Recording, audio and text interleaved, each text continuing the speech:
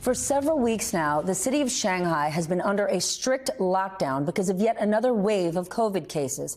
And as NBC News' Janice Mackey-Freya reports, tensions there are boiling over. Desperation and defiance in Shanghai.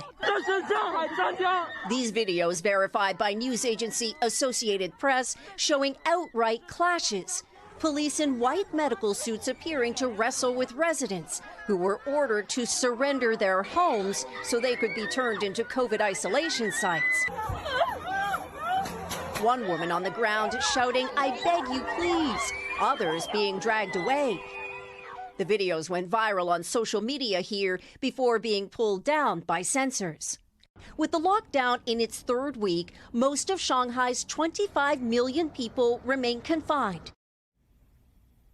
And pandemic precautions are making a comeback in some parts of the United States as well, with cases back on the rise after a 2-month decline. But it is still business as usual for much of the country. So let's discuss. Joining us now, journalist and best-selling author Michael Lewis. He wrote a book on the early days of the pandemic titled The Premonition, A Pandemic Story. And the third season of his podcast, Against the Rules, is out now. Michael, here you are again with another brilliant book. For The Premonition, you followed those who were raising the alarm about COVID-19 in the early days and how frustrated they were with inaction from our government. Is the root of the problem that we got a political response to COVID rather than a public health one? Yes, it's part of the root of the problem, but the root runs very deep. I mean, the CDC was politicized back in the 1980s in the Reagan administration when they turned the guy who was running the place into a presidential appointee from a career civil servant. And from that, I think, flows a lot of what we got now. I mean, it reached the politicization of the place reached a kind of peak during the Trump administration. But the answer is yes, that rather than a dispassionate sort of objective, scientific, expert-based response, we got a kind of bizarre argument, and as a result, we had just a horrific outcome. I mean, and it's something that I don't think we've completely grappled with. You know, that when you got 4% of the world's population and 20% of the world's deaths, something's wrong, and I don't think people have really kind of grappled with what was wrong. And it wasn't just that the White House didn't know what they were doing. That was part of it. But part of it is that these risk kind of management mechanisms we have at the federal government have ossified. And they have not been tended to for a very long time. And they really aren't up to managing the problem when it happens. So what do we do with this? Now we are losing our faith and our connections in our agencies, our institutions, our government. What's filling that vacuum? How do we address this? Well, you know, the first thing is there's an intelligent postmortem that needs to be done.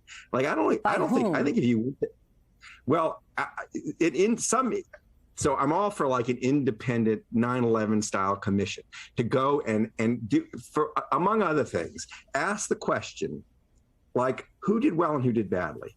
Why is the death rate in the Miami area 3 or 4 times the death rate in the San Francisco area? Why are the red counties in California that didn't comply with a lot of the mandates, why are their death rates 2 or 3 times what they are in the blue counties? I mean, I don't know the answer, but I suspect what the answer is that intelligent sort of public health really had a very big effect. And there's this counterfactual in this country that if we had followed public health advice a little more closely and had been cohesive about it, hundreds of thousands of people would be alive today. On the other side of it, if you'd listened to the supposed sort of experts that, like, Ron DeSantis has wheels out when he says nobody needs to wear a mask, you would have had, you know, twice as many deaths. But this is something that these are sort of analyses that need to be done in order to move forward. Like, what worked, what didn't, what should we do if this happens again? Because it's unlikely to be like an isolated incident. It comes on the heels of lots of examples of pathogens jumping from animals into people. I mean, the bottom of it all is a kind of a broken relationship with nature that we have. But it's gonna, some version of this is gonna happen again. So so what do? You start with some trusted source, and you've got to build the trusted source, and so it's got to be bipartisan, and it's got to be and kind of independent to sort of take stock of what actually happened. Well, that's a problem because mistrust and misinformation are running rampant across the country and the world, for that matter. I want to change gears because you have spent decades studying and writing about power, influence, and greed. I have got to get your take on this Elon Musk Twitter possible takeover battle. What do you think of it?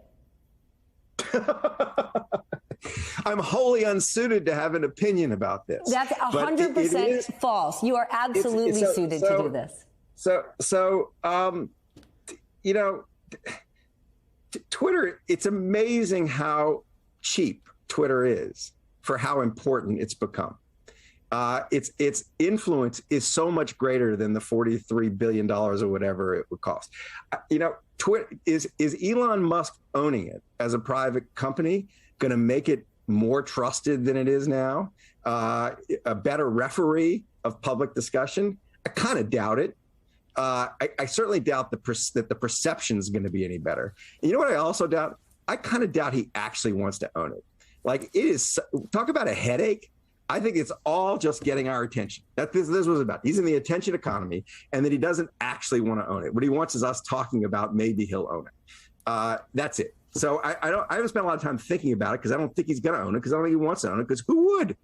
I mean, what a nightmare.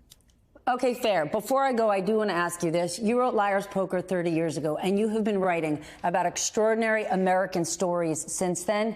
Tell me, what do you think about the state of the world right now and where we're going? It's terrifying. We've got a lunatic with his finger on the button who just started a war, and who's getting backed into a corner and distracting us from existential problems we haven't been really facing. So what do I think? I think that our country just had an amazing record at a moment where you would have thought 1 million Americans have died in the pandemic. You would have thought that would be enough to bring us together. It didn't bring us together, divided us further. So I'm kind of looking at the world and thinking, like, what does it take to bring us together? It's going to have to be something even worse. So I'm nervous about where the world is right now. It seems volatile and even less predictable. On the other hand, I have a book idea I'm really excited about, and I'm happily scribbling away. And I loved writing the last book, so I can't complain. I'm obviously, I'm hopeful enough to sit down and write a book. So, but it does. I mean, Vladimir Putin scares me. He scared me for a long time, but he scares me now a lot. And I don't know. I just don't know where this goes, and nobody does. Right. So, well, Michael Lewis, how do you feel about the world? Scared, but lucky to be speaking to you tonight and trying to help people get better and smarter.